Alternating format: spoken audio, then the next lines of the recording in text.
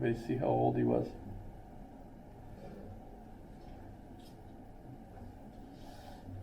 '97.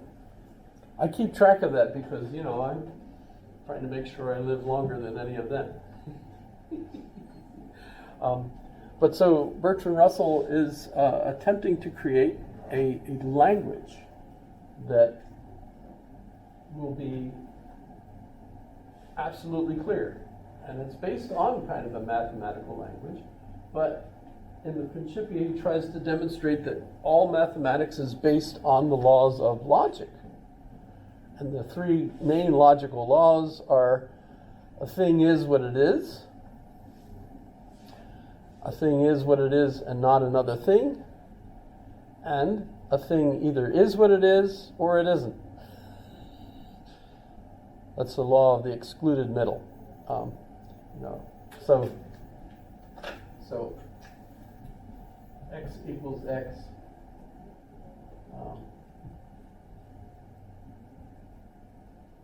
X or not x is true about everything, right? You are either me or you're not me. Just pick whatever you want to say, goofy thing, put for x, right? X or, what's the excluded middle? No, this is the excluded middle. What's the third law? I'm forgetting. Law of identity. That's this one. Law of excluded middle. And, you can't be x and not x. The law of non-contradiction. Those are the three laws. So based on those three laws, and another little aside here, those are laws associated with the languages of Western Europe, including Greek, if you consider Greek part of Western Europe, I suppose. It's not Western, but it's Europe, right? Depending on how you categorize all those countries. But it's not characteristic of Chinese, as we've already talked about that. There are languages where these laws don't apply. And you're like, okay, how does that work? It's hard to think of it because, well, I don't speak Chinese. That's probably exactly why that is the case. Well, these are the basic principles that he uses in order to establish a language.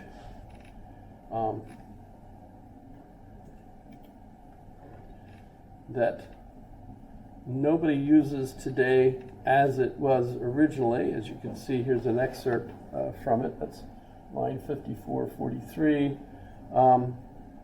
Nobody uses that now. It's all been updated.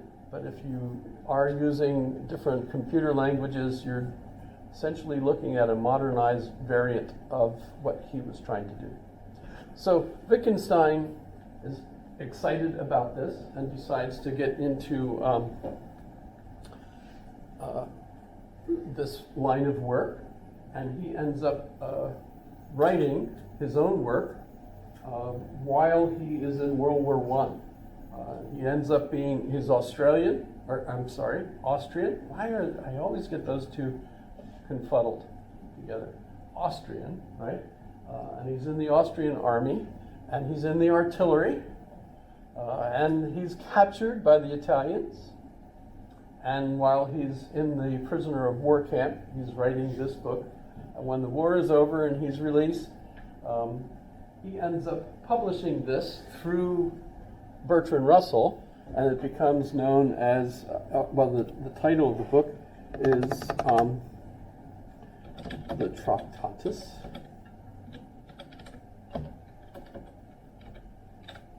Logica Philosophicus, which you can actually go and see.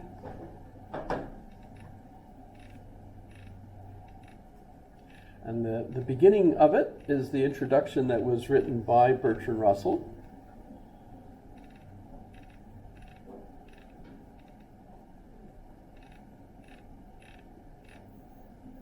So this is Bertrand Russell's introduction to it, where he explains what Wittgenstein is doing with the book. This introduction was absolutely required by the university, or they weren't going to publish it. So they didn't know what the heck to think of it. But if Bertrand Russell guaranteed that it was a work of genius, then they would print it, but they needed him to explain what it was. So he gave his introduction to the book to explain what Wittgenstein was doing.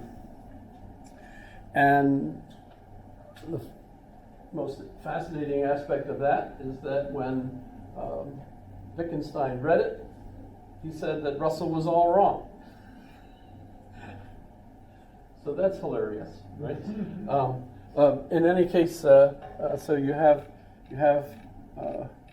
this text.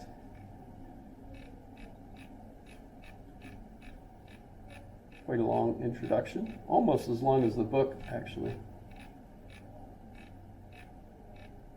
I want to get to the very beginning because I mentioned that Wittgenstein, so remember he was German, but he also spoke English. However, it starts off with a very confused preface explaining that the only people who understand it won't understand it, so therefore forget it. But basically, here's the book. And if you're thinking, gosh, this is an autistic person who has trouble writing paragraphs, this is an ideal way for him to write the book, because what he does is he numbers each statement, and then notice, so you've got statement 1. And by the way, there are only 7 statements in the book. 1, 2, 3, 4, 5, 6, 7. Everything else that's in the book is an explanation of that. So 1.1 is an explanation of 1. 1.11 is an explanation of 1.1. You get the pattern? See how this goes? 1.12 is a second explanation for 1.1. Okay, you like it, right? 1.2, the world divides into facts. So the world is everything that is the case. This is like worse than Spinoza. This is so much worse than Spinoza. It's probably somewhat influenced by Spinoza. Yeah, I can tell. I mean, one of the things, though, is Wittgenstein didn't really study philosophy. He studied Bertrand Russell, so he was entering into this language. Mathematician. So what is the case? The fact. So there's number 2. Right? Is the existence of atomic facts. I had a whole seminar on Wittgenstein, so I feel like I understand exactly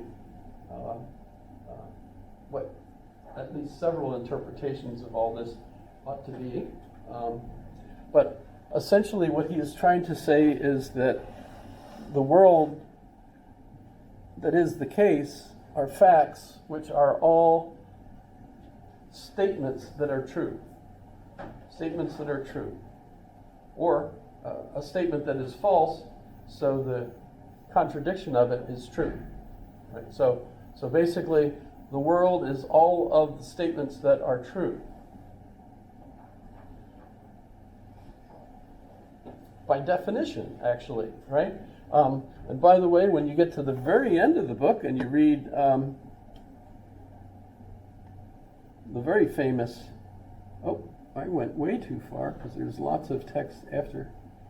Here it is. Oh, well, this is the German, but wovon man nicht sprechen kann, darüber muss man schweigen. So what man can't say must pass over in silence. Right? And by the way, this is such a famous line that if we take it, it should be fun. And we paste it here.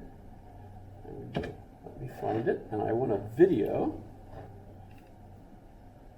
Now, don't throw rocks at me after this, but here you go. No, I don't mean the commercial.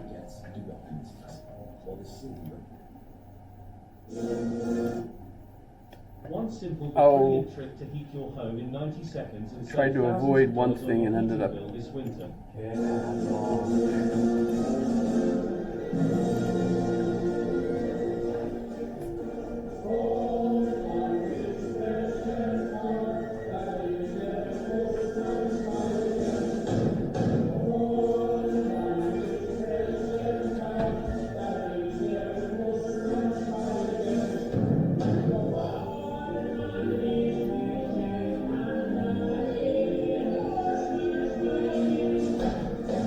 This is called German humor.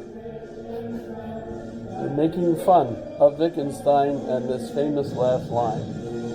And you get the idea. I won't play the whole thing.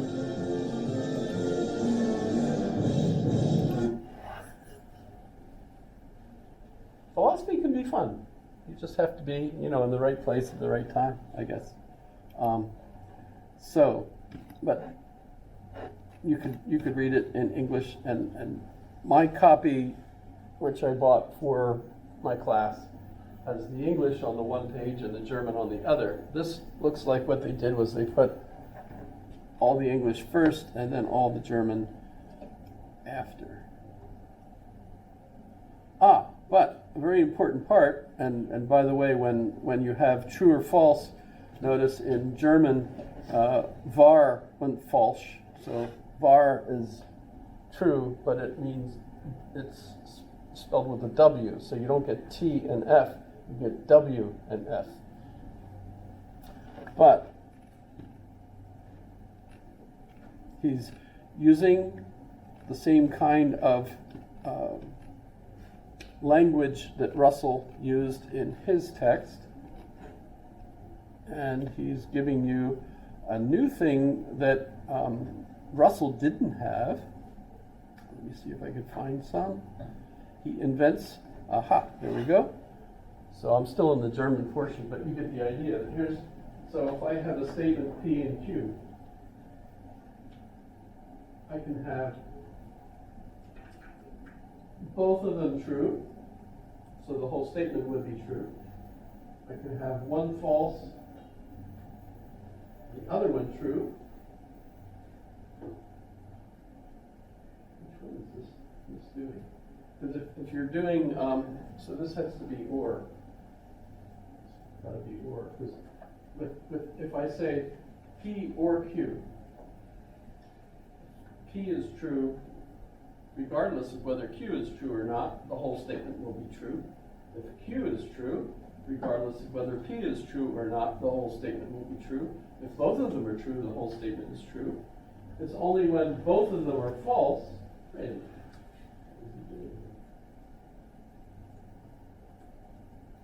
Well, let's find the English section.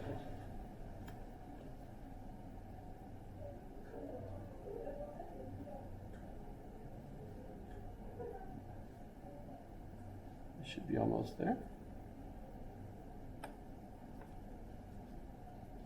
So they're using if P then Q.